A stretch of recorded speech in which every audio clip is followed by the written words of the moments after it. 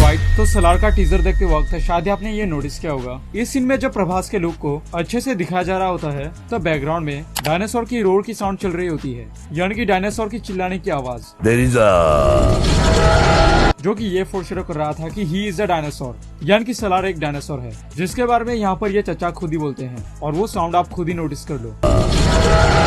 ऐसे एक नहीं और भी बहुत सारे हिडन डिटेल्स है, जैसे कि इस सीन में यहाँ पर लिखा हुआ होता है LMX। अब हो सकता है कि ये गोल्ड का नहीं लिथियम के माइंस है, और इस सलार मूवी का जो टाइटल है और इसका जो कलर है ये काफी हद तक लिथियम के कोर की तरह मैच करते हैं, और ये जो ग्रे कलर है इसका एक और मीनिंग है और वो है एंड गाइस ये जो सलार का टीजर है ये एग्जैक्ट 5:12 में आया था, यानी कि 5:12।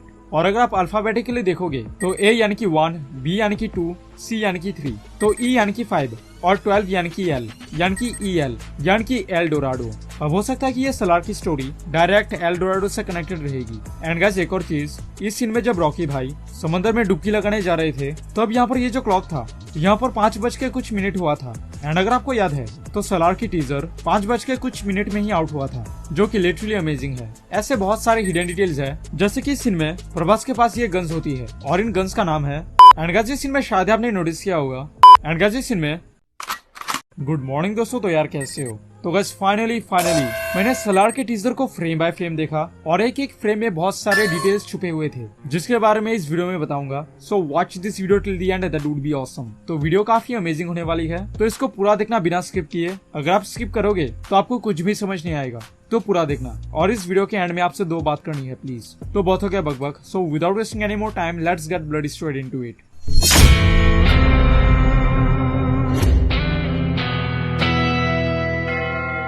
Alright, detail number 1। तो यहाँ पर हमें एक सीन दिखाया जाता है। अब ये जो सीन है, अब हो सकता है कि ये साउथ अफ्रीका का सीन है। वेल अगर आपने पठान देखा है तो वहाँ पर साउथ अफ्रीका का एक सीन था जहाँ पर मतलब चोर बाजार की तरह बहुत सारे वेपन्स बिक रहे थे। अब हो सकता है कि सलार में भी पठान की तरह साउथ अफ्रीका में एक बाजार है जहाँ पर ये चचा वेपन खरीदने जाते हैं और उनको ये ऑर्डर शायद सलार ने ही दिया होगा। वेल ये तो मेरी थ्योरी है, बट शायद मैं रॉन्ग भी हो सकता हूँ। एंड गाइस यहाँ पर ये चचा सलार के बारे में बता रहे होते हैं। वेल अगर आपको KGF याद है तो वहाँ पर ये चचा रॉकी के बारे में सबको बता रहे होते हैं। And this is another connection to KGF universe, क्योंकि इस मूवी को डायरेक्ट कर रहे हैं प्रशांत नील, जिन्होंने KGF 1 और 2 को डायरेक्ट किया था। तो यार कुछ चीजें तो सिमिलर होंगी ही, बट ये सब एक्चुअल डिटेल नहीं है।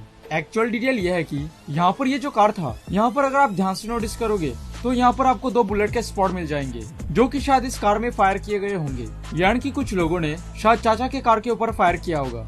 एंड गाइस ये जो कार है ये ओल्ड फैशन मॉडल है। अब हो सकता है कि KGF की तरह सलार का टाइमलाइन 70s या 80s में होगा, और इससे ये भी हो सकता है कि सलार में हमें रॉकी भाई का कैमियो देखने को मिलेगा।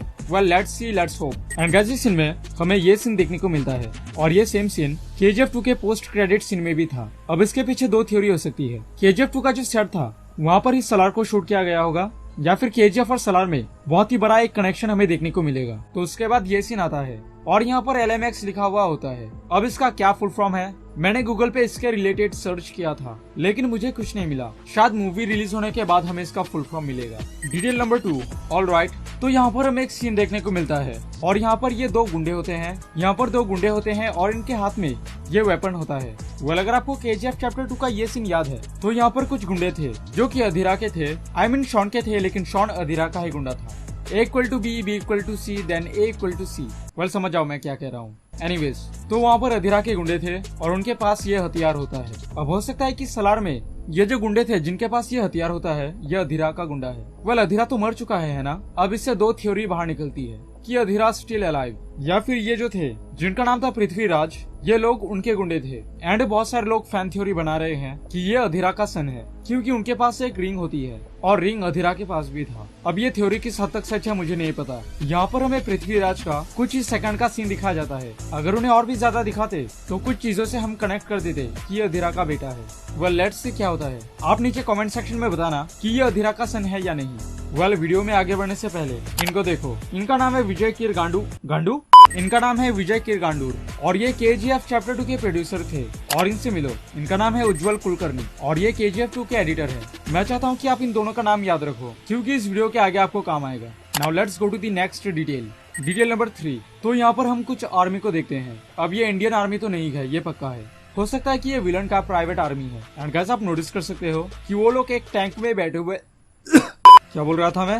हाँ, वो लोग एक टैंक में बैठे हुए होते हैं। प्रशांत सर ने हाल ही में अपने इंटरव्यू में कहा था कि उन्हें KGF 2 में हाई एक्शन दिखाने के और भी आइडियाज थे, लेकिन उन्होंने नहीं दिखाया। अब हो सकता है कि प्रशांत सर KGF 2 में टैंक ऐड करके हमें और भी ज्यादा वायलेंस दिखाना चाहते थे, लेकिन वो दिखा नहीं पाए थे। अब हो सकता है कि उनका वो सपना वो हमें इस मूवी में दिखाएंगे, यानी कि हमें सलार में टैंक से हमें काफी सारे एक्शन सीन हमें देखने को मिलेंगे। सो get ready for high violence. और ये जो आर्मी थे उन्होंने एक ग्लास या चश्मा पहना है।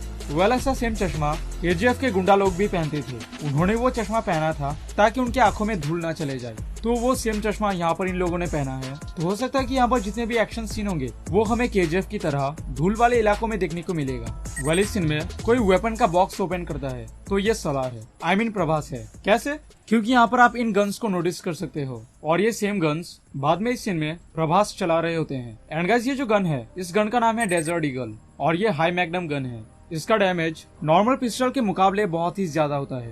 एंड गाइस, अगर आप PUBG खेलते हो तो आपको पता है कि ये जो MK14 गन है इसका डैमेज है 61, और ये जो ईगल गन है इसका डैमेज है 62। तो देख सकते हो इतनी छोटी सी बंदूक इतने बड़े गन को टक्कर दे रही है।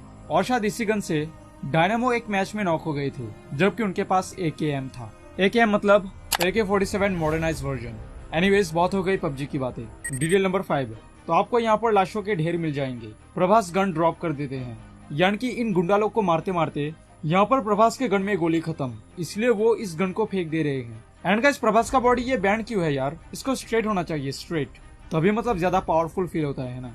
इसलिए तो बाद में प्रभास बाद में इन गन्स को निकालता है, क्योंकि उस गन में गोली खत्म हो गई थी। अब हो सकता है कि फाइट करते करते इन गन्स में भी गोली खत्म हो गई थी, और फिर बाद में प्रभास ये तलवार की मदद से फाइट कर रहे थे। Detail number 6। तो बहुत सारे लोगों की ये थ्योरी है कि हमें सलार में 2 प्रभास देखने को मिलेंगे, जैसे बाहुबली में मिला था, क्योंकि सलार के एक पोस्टर में प्रभास का मूंछ कुछ ज्यादा ही बड़ा है, तो एक और फोटो में छोटा। तो इस थ्योरी के ऊपर आपका क्या विचार है नीचे कमेंट सेक्शन में बता देना। Detail number 7। तो गाइस, इस सीन में बैकग्राउंड में एक म्यूजिक बजता है।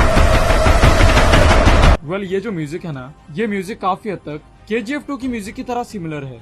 Detail number 9। तो यहाँ पर हमें सलार का टाइटल देखने को मिलता है, और इसका जो कलर है वो ग्रे कलर का हमें देखने को मिलता है। एंड गाइस, आपको पता है कि ग्रे कलर कैरेक्टर्स के पावर को सिग्निफाई करता है, यानी कि हमें इस मूवी में बहुत सारे पावरफुल कैरेक्टर देखने को मिलेंगे। KGF चैप्टर 2 का जो टाइटल था वो ग्रे था और थोड़ा रेडिश था। रेडिश फोरशेडो कर रहा था वायलेंस को, और जो ग्रे था वो कैरेक्टर्स के पावर को फोरशेडो कर रहा था। और हमें पता है कि वहाँ पर कितने सारे पावरफुल कैरेक्टर थे, और कहा जा रहा है कि सलार में KGF से भी ज्यादा पावरफुल कैरेक्टर हमें देखने को मिलेगा। आई डोंट थिंक कि रॉकी भाई से ज्यादा पावरफुल कैरेक्टर और किसी का होगा। मैं ये नहीं कह रहा कि सलार पावरफुल नहीं है, ये समझो कि सलार 99.9% पावरफुल है और रॉकी भाई 100%। इतने समय उनको ही ऊपर रखूंगा, क्योंकि he is the only man who changes my whole life. आप नीचे बता देना कि रॉकी भाई ज्यादा पावरफुल है या फिर सलार। Detail number 10। तो जब इस मूवी के टीजर को आउट किया गया था तो ये इंडिया में टॉप 3 में ट्रेंड हो रहा था, जो कि एक्चुअली में बताती है कि ये मूवी इस मूवी का कितना ज्यादा हाइप है।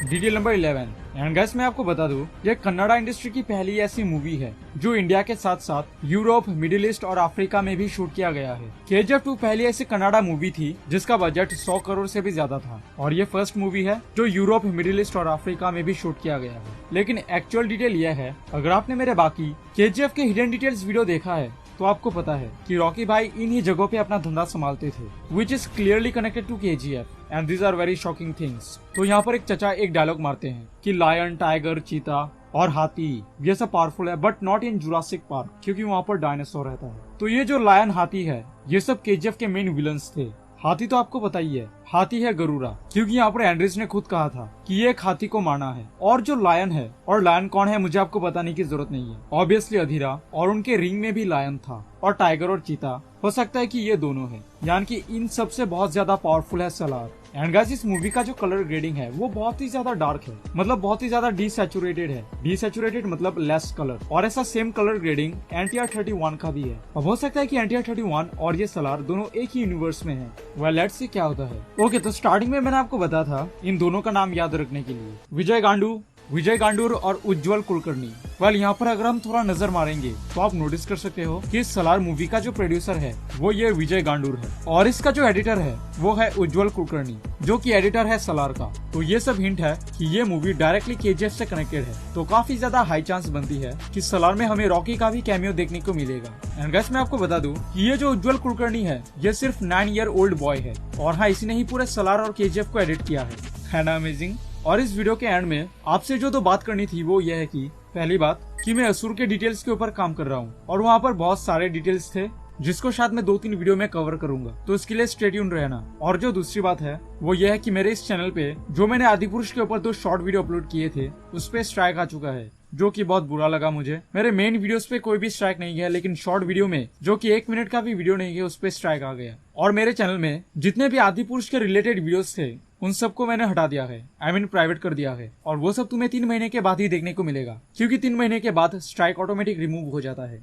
तो मैं चाहता हूँ कि ये जो मेरा बैकअप चैनल है जहाँ पर मैं शॉर्ट्स के वीडियो अपलोड करूंगा हमारे इस चैनल के रिलेटेड, आप जरूर से उस चैनल को जाकर सब्सक्राइब कर देना प्लीज गाइस प्लीज, क्योंकि हो सकता है कि वहाँ पर मनी हाइस्ट और स्क्विड गेम के ऊपर शॉर्ट वीडियोस आपको देखने को मिलेगा। तो जरूर से जाकर उस चैनल को सब्सक्राइब कर देना, मैं नीचे डिस्क्रिप्शन में लिंक दे दूंगा। Please guys do subscribe. So yeah guys that's it for today, और आप हमारे बाकी वीडियोस को भी चेकआउट कर सकते हो। मैं मिलता हूँ नेक्स्ट वीडियो में। Till then good bye, stay tuned, tata मेरी जान, जय हिंद।